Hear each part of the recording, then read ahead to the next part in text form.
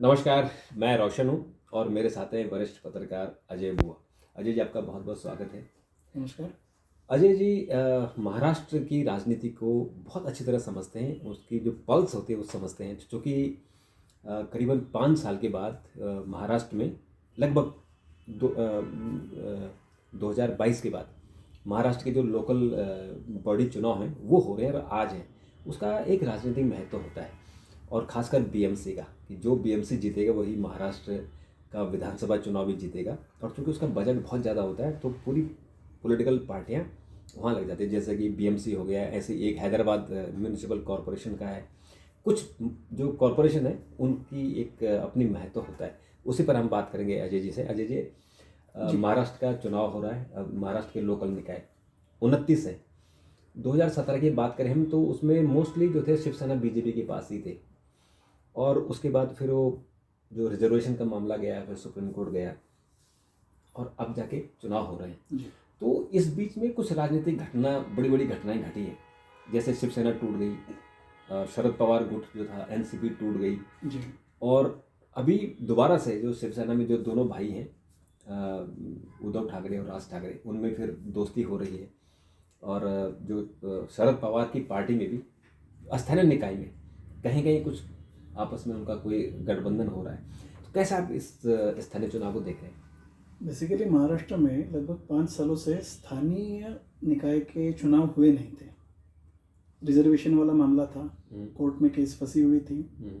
तो उसमें ना जिला पंचायतों के, ना नगर पंचायतों के, ना महानगर पालिकाओं के, वो सारे चुनाव स्थगित थे। अब जाके वो चुनाव की प्रोसेस शुरू हुई। तो उसमें नगर निकाय के जो है वो इलेक्शन हुए। दूसरा जो है अभी महानगर पालिका के हो रहे हैं और उसमें बीएमसी से लेकर सर लगभग 29 महाराष्ट्र की 29 महानगर पालिकाओं का चुनाव अभी हो रहा है, जो आज हो रहा है। और नेक्स्ट फेज जो है वो जिला पंचायतों के। अच्छा, फिर उससे नीचे चला जाएगा, रूरल में चला जाएगा। तो स्थानीय चुनाव ऑलमोस्ट तो पूरे ये हो रहा है। अब रही बात इसकी कि जब तक चुनाव नहीं थे तब तक ये सारी जगह पे एडमिनिस्ट्रेटर, प्रशासक जिसको कहेंगे, तो इनडायरेक्टली जिसके पास स्टेट का प्रशासन, मतलब जो सीएम जो सरकार है, सरकार के हाथ में ही ये सारी महानगर पालिकाओं का, जो उनका एडमिनिस्ट्रेटर होता है वो बेसिकली आईएएस होता है, उनका नियंत्रण था। तो लोगों का जो पब्लिक रिप्रेजेंटेटिव, लोग प्रतिनिधि के पास जाना आना, उनके अपने काम कराना, ये सारी चीज़ें थी वो लगभग थम गई थी। और लोग और अपने लोकल एडमिनिस्ट्रेटर उनके थ्रू काम हो रहे थे। तो इसमें संवाद बिल्कुल नहीं था। खैर, तो अब जो है वो काफ़ी साल जाके वो चुनाव अभी हो रहे हैं। तो कम से कम एक चीज़ ये हो रही है कि जो डेमोक्रेटिक प्रोसेस है वो फिर से आ गई, ये मान सकते हैं। अब रही बात जो बड़ी महानगर पालिका है, जैसे मुंबई है, पुणे है, पिंपरी चिंचवड़ है, पुणे के पास ही लगा हुआ। तो पिंपरी चिंचवड़ जो है, ये मैं दो का जिक्र इसलिए कर रहा हूँ क्योंकि मुंबई म्यूनिसिपल कॉरपोरेशन का जो एनुअल बजट है वो लगभग 74,000 करोड़ के आसपास है।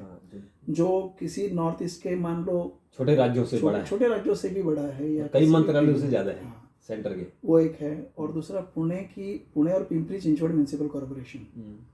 तो पिंपरी चिंचवड़ में का महाराष्ट्र का सबसे बड़ा इंडस्ट्रियल एरिया है, वो उसी इसमें आता है।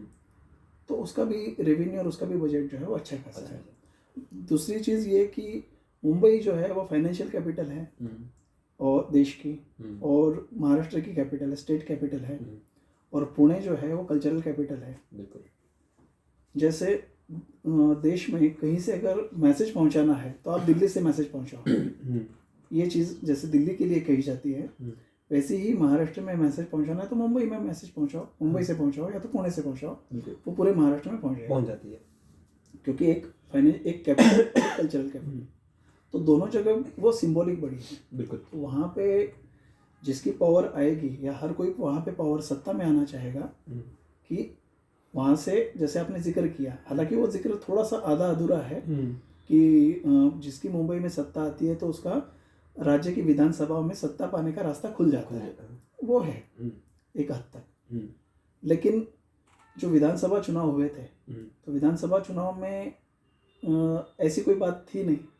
हाँ, उसमें तो नगर निगम थे नहीं, नगर निगम नहीं थे, ना उसके चुनाव भी हुए थे।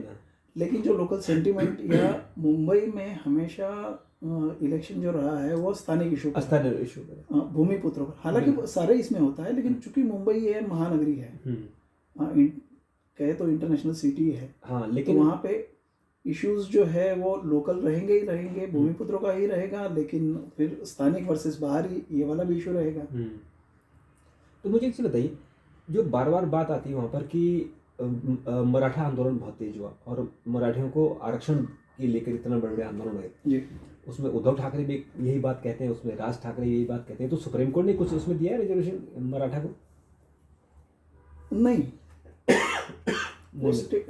वो स्टेट का जो है वहाँ पे पॉलिटिकल इशू ये है कि मराठा का रिजर्वेशन जो है वो किसको, मतलब मराठाओं को या तो ओबीसी के कैटेगरी में मिलना चाहिए, हाँ, ये डिमांड है। हाँ, और ओबीसी संगठनों का, ओबीसी नेताओं का उसके लिए ऑब्जेक्शन है। तो जो 10% रिजर्वेशन है अपर कास्ट के लिए, या मतलब इकोनॉमी के लिए बैकवर्ड, हाँ, ईडब्ल्यूएस कैटेगरी में, तो उस पर डिमांड हो रहा है। हालांकि मराठा रिजर्वेशन वाली बात जो है वो इन चुनाव से रिलेटेड अभी तो कोई है नहीं, लेकिन उन्होंने बड़ा आंदोलन किया था। हाँ, आंदोलन जो किया था वो आंदोलन काफी पहले भी चल रहा था। वो स्टेट भर, पूरे स्टेट में फैला भी है, अच्छा खासा उसको रिस्पॉन्स भी मिला। उसमें दोनों तरफ की संगठनाएं जो है वो आमने सामने अपने अपने इश्यूज जो एग्रेसिवली उन्होंने रेज भी किए, लेकिन वो उसकी तरफ बहुत ज़्यादा ध्यान कब गया कि जब मराठा संगठन जो है वो सारे मुंबई में आ गए, भी ट्रक लेके, अपने बसें लेके। तो जो मैंने जो जिक्र किया वही कि मैसेज पहुंचाने के लिए मुंबई आना पड़ेगा, आपको मुंबई आना पड़ेगा। बिल्कुल।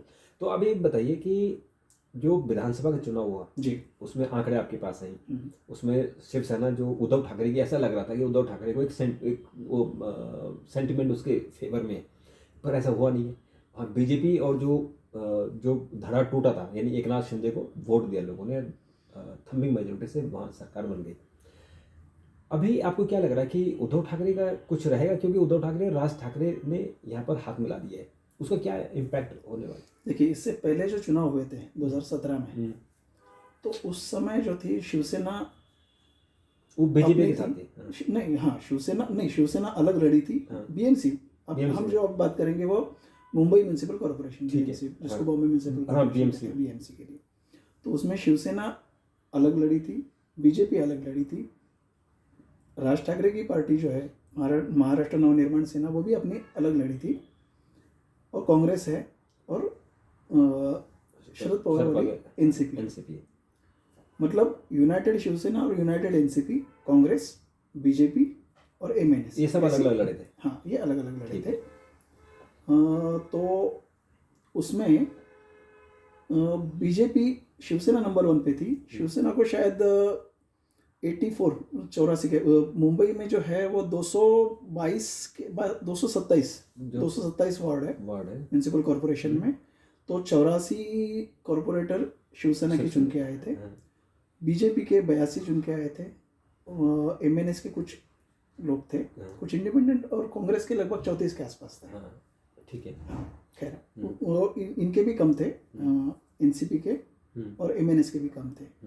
बाद में एमएनएस के जो कॉर्पोरेटर वो बीजेपी में शामिल हो गए और बीजेपी पावर में आ गई वहाँ पे। तो मेन चीज़ ये थी कि जो शिवसेना हमेशा नंबर 1 रहने वाली पार्टी, जहाँ पे बीजेपी का कम से कम ये था, तो लगभग बीजेपी ने पिछले इलेक्शन में शिवसेना के बराबर टक्कर देके वो ज़्यादा सीटें लेके और वो सत्ता में भी आ गई, यानी हाँ, बिल्कुल, वो स्टेट में सत्ता में भी आ गए, स्टेट में, और म्यूनिसिपल कॉर्पोरेशन में भी वो, हाँ, उसमें वो सत्ता में आ गए थे। अब जो है, अब इस इलेक्शन में शिवसेना जो है वो दो शिवसेना है, एक शिवसेना और शिवसेना यूबीटी। शिवसेना जो है वो शिवसेना शिंदे ग्रुप, यूबीटी उद्धव ठाकरे की शिवसेना, दूसरा एनसीपी शरद पवार और एनसीपी अजित पवार। हालांकि एनसीपी का मुंबई में बहुत ज़्यादा राजनीतिक ताकत जो है वो उतनी नहीं है, अब कम हो गई है। मतलब जब उन्होंने पार्टी बनाई थी उसमें उनके कुछ विधायक भी जीत गए थे, 7-8 शायद जीते थे। अभी तो उनके जीते भी नहीं है। हाँ, लेकिन मुंबई म्यूनिसिपल कॉर्पोरेशन में उनकी ताकत नहीं है। हाँ, नहीं है। हाँ, कांग्रेस की अपनी ताकत है, बीजेपी की अपनी ताकत है, एमएनएस की अपनी ताकत है, और शिवसेना यूबीटी की, दोनों शिवसेना की ताकत ऐसे ये है। तो अभी आपको क्या लग रहा है कि राज ठाकरे और उद्धव ठाकरे ने जो हाथ मिलाया है उनको कुछ मिलेगा? हाँ, तो इसमें ये था कि जैसे बीजेपी का एग्रेसिव कैंपेन, दूसरा स्टेट में उनके पास पावर है और मोरल हाई है, चूँकि विधानसभा में उनकी सत्ता भी आ गई है। ऐसे इसमें बीएमसी तो चाहेंगे ही पावर में आने के लिए, और शिवसेना जो टूटी हुई पार्टी है तो उसको भी बीएमसी में चुनाव लड़के अच्छा परफॉर्म करना और वहाँ पे पावर हासिल करना, मतलब उसकी प्रतिष्ठा दांव पर है। हाँ, बिल्कुल। तो ऐसे इसमें, और यही चीज़ एमएनएस के लिए भी थी कि एमएनएस के पास अभी कोई कॉर्पोरेटर नहीं है ना, एमएनएस के पास सत्ता नहीं है, एमएलए कोई नहीं है। हाँ, और दोनों है तो दोनों ठाकरे परिवार के दोनों भाई हैं। दोनों अलग अलग पार्टी से लड़े भी, एक दूसरे के खिलाफ काफ़ी आरोप भी उन्होंने लगाए थे, उनके दोनों के काफ़ी झगड़े भी थे। ये सारा होने के बावजूद अब ये लड़ाई है उनके लिए डू और डाई की। बिल्कुल। तो इस इलेक्शन में अगर कुछ नहीं होते हैं तो फिर उनकी राजनीतिक ताकत का क्या होगा, ये सवाल उनके पास भी है। बिल्कुल। तो ऐसे इसमें वो दोनों साथ में उनको आना पड़ा है, ये बात बिल्कुल सही है। जनता उनको कैसे सपोर्ट करेगी जनता? हाँ, तो शिवसेना का कोर इशू क्या था? शिवसेना का कोर इशू था भूमिपुत्र, स्थानिक लोगों की राजनीति, मराठी अस्मिता। लेकिन मराठी अस्मिता क्या लड़ने वाली पार्टी के ही 2-3 गड़े हो गए थे, जैसे राज ठाकरे अलग होना, दूसरी यूबीटी अलग, तीसरा शिंदे ग्रुप अलग। तो ये जो है, ये बिखराव जो है, ये बिखराव सिर्फ राजनीतिक दलों में नहीं हुआ, उनके वोटर में भी हुआ है, उनके सपोर्टर में भी हुआ था। तो ये वापस आने के बाद, जैसे वो कहावत है ना कि काफ़ी पानी बह गया है, तो दोनों के साथ में आने के बाद भी काफ़ी पुल के नीचे से पानी बह गया है, तो लोग उनको सपोर्ट कितना करेंगे, उनकी ताकत अपनी ताकत बरकरार रख पाएंगे या नहीं पाएंगे, ये अभी इसमें देखना है। क्योंकि मराठी इशू जो है वो मराठी वाला इशू में ही वोटर जैसे डिवाइड हो गए। दूसरा एक चीज़ है कि ठाकरे ब्रदर्स, दोनों ठाकरे भाइयों को साथ में आना चाहिए। ये शिवसेना के अपने कार्यकर्ता, शिवसैनिक जिसको कहेंगे, बड़े एग्रेसिव थे, तो वो काफ़ी सालों से चाह रहे थे, लेकिन काफ़ी देर के बाद दोनों भाई आए हैं। अब जो यहाँ पे रूलिंग में बीजेपी है, बीजेपी की अपनी ताकत है। दूसरी चीज़ कि मुंबई में मराठी वोटर, मराठी पॉकेट्स अलग अलग, और दूसरा कि नॉन मराठी, मतलब हिंदी भाषिक है, साउथ इंडियन है, गुजराती है, वो अलग अलग वोटर है, तो उनमें बीजेपी की पैठ भी अच्छी खासी है। बिल्कुल। अभी आपने देखा होगा आज या कल में एक बयान आया है राज ठाकरे का, और उन्होंने फिर वो बात कही जो कभी बाला साहब ठाकरे कहते थे कि लुंगी की पुंगी बजाओ, है ना, और वो आंदोलन भी हुआ था, आपको याद हो, शिवसेना का जो गठन हुआ वो लुंगी वालों को यानी साउथ के लोगों को भगाने के लिए हुआ। तो अभी फिर उन्होंने वो इशू छोड़ा, तो वो कुछ इस पर चुनाव, उस पर जो वोट है उस पर असर पड़ेगा क्या उसका? थोड़ा सा इसमें मैं आपको करेक्शन कर दूं कि वो जो था कि मुंबई में नौकरियां या मुंबई में वर्चस्व जो है वो बाहरी लोगों का ज़्यादा है, भूमिपुत्रों को न्याय नहीं मिल रहा है, तो वो इशू था। तो उस समय जो था, मतलब ये लगभग 59 के आसपास या 60 के आसपास थी, 1959 या 60 के आसपास ये घटना थी। तो उस समय लोकल एडमिनिस्ट्रेशन में बैंक है या जो भी चीज़ें हैं, सरकारी नौकरियां है या जो भी, वहाँ पे साउथ इंडियन बहुत ज़्यादा थे। तो उस समय की ये शिवसेना की बड़ी पॉपुलर एक स्लोगन था, बजाओ पुंगी हटाओ लुंगी। फिर बाद में वो साउथ से लेकर शिवसेना का स्टैंड, फिर हिंदुत्व के बाद फिर मराठी, फिर मराठी, मतलब पहले मराठी, ये साउथ के खिलाफ, फिर हिंदुत्व, फिर बीच में मराठी वाला भी था, फिर नॉर्थ इंडियन, बिहारी, और ये सारा इस तरह का हिंदी भाषिकों के खिलाफ उनका आंदोलन, ये अस्मिता वाला इशू था। अब रिसेंटली हुआ ये है कि बीजेपी के जो तमिलनाडु के नेता थे, पूर्व प्रदेश अध्यक्ष अन्नामलाई, तो उन्होंने वहाँ पे जाके कुछ इस तरह का बयान दिया कि मुंबई ये महाराष्ट्र की नहीं, ये ग्लोबल सिटी है। तो जो शिवसेना का पुराना इशू था कि मुंबई को महाराष्ट्र से तोड़ा जा रहा है, जिस पर काफ़ी 1960 में आंदोलन भी हुए थे, 105 लोगों के मतलब फायरिंग भी हुआ था। उस समय मोरारजी देसाई प्राइम मिनिस्टर थे, तो आंदोलन हुआ था, कुछ 105 लोगों की उसमें मौत भी हुई थी। तो उनके याद में फिर मुंबई में हुतात्मा स्मारक भी बनाया गया। खैर, अब ये बात पुरानी हो गई। तो अभी जो इशू है ये, जैसे अन्नामलाई ने बोला, तो हर चुनाव में ऐसे कोई बयान करता है, फिर उस चुनाव में एक सेंटिमेंट बनने की, सेंटिमेंट बनाने की कोशिश की जाती है। तो उसमें ये सपोर्ट एक अन्नामलाई का स्टेटमेंट जो है वो इस तरह का कोशिश की, तो मतलब लोगों को फिर डिवाइड थे, उनको एकजुट करने की कोशिश हो रही कि मराठी एक तरफ हो जाओ। काफी दिनों के बाद जो है वो बीजेपी, एमएनएस भी और शिवसेना भी, अब दोनों मतलब ठाकरे ब्रदर्स हम जिसको कहेंगे, ये जो है ये बोल रहे हैं कि बीजेपी जो है, बीजेपी सारा बिजनेस जो है वो गुजरात में लेके जा रही है, क्योंकि बीजेपी के ऊपर वर्चस्व नरेंद्र मोदी और अमित शाह, ये गुजराती नेताओं का है। तो महाराष्ट्र के सारे जो इंडस्ट्री जो है, महाराष्ट्र का जो वैभव है, वो सारा वो गुजरात की तरफ जा रहा है। बीच में भी काफ़ी ये सारा इस तरह का एलिगेशन हुआ था। फिर ये है कि मराठी अस्मिता का रक्षण या मुंबई महाराष्ट्र के पास सिर्फ हम ही रख सकते हैं, बीजेपी नहीं कर सकते, क्योंकि वो तो बीजेपी जो है, बीजेपी लीडरशिप जो है वो तो गुजरात ले जाएंगे। हाँ, तो गुजरात में है, या यहाँ वाले भी लोग जो है, महाराष्ट्र के बीजेपी के नेता जो है वो केंद्र के नेताओं के सामने वो बोल नहीं पाते हैं। तो दूसरा इशू इस पर ये है कि जो एनसीपी है, चाचा और भतीजे में डिवीजन हुआ, और अभी इन चुनाव में शरद पवार स्ट्रगल कर रहे हैं कि कुछ मिल जाए, क्योंकि विधानसभा में भी आपने देखा उनको कुछ खास नहीं मिला, और उनको ऐसा लगता है कि उनकी पार्टी तो टूटी है और कमज़ोर और हो जाएगी। तो उन्होंने कोशिश ऐसे की, ऐसे खबरें आ रही थी कि वो बीजेपी के साथ चले जाएंगे, उनकी जो बेटी है सुप्रिया सुले, उनको कहीं एडजस्टमेंट हो जाए तो उनका कम से कम एक पॉलिटिकल उनका वो बना रहेगा। तो इस चुनाव में क्या लग रहा है आपको कि वो दोनों इकट्ठे हो पाएंगे, अजित पवार और शरद पवार की पार्टी, या अलग अलग ही रहेंगे, या उनकी जो फ्यूचर उनकी पॉलिटिक्स कुछ इसमें तय हो सकती है? एनसीपी के बारे में तो शुरू में ये जो, जैसे आपने जो कहा, उस तरह की जब बात चल रही थी, तो उसी बात के ऊपर पार्टी में विभाजन भी हो गया। अजित पवार वाला धड़ा जो है वो बीजेपी के साथ आके उन्होंने अलायंस किया है, और शरद पवार और उनके जो साथी है वो अलग, एनसीपी एसपी, वो अपनी पार्टी बना के अलग है।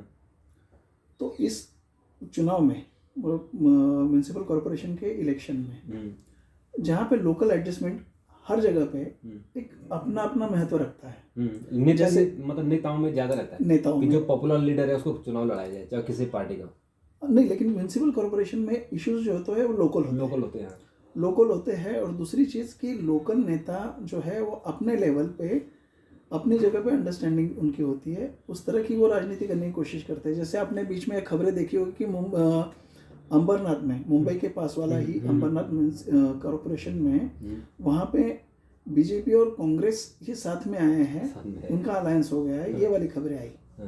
और वैसे ही और एक जगह पे बीजेपी और एमआईएम के लोग जो है वो साथ में आ गए, उनकी अलायंस हो गई है। तो ये जो इश्यूज जो है, मतलब इस तरह की खबरें जो है वो काफ़ी चर्चा में रही।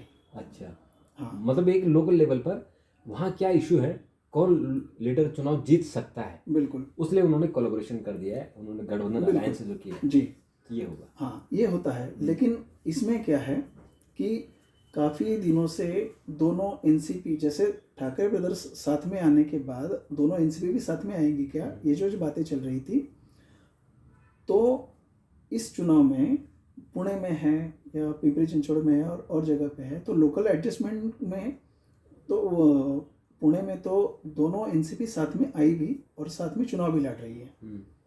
तो वो है, तो कहीं ना कहीं उसको इस तरह से भी एनालिसिस किया जा रहा है कि ये वापस दोनों पार्टियों का, या एक ही परिवार के वो भी दोनों हैं, तो परिवार भी साथ में आ जाएगा और दोनों पार्टियां भी साथ में आ जाएगी क्या, इस तरह की बातें जो है वो अटकलें इसमें शुरू हो गई है।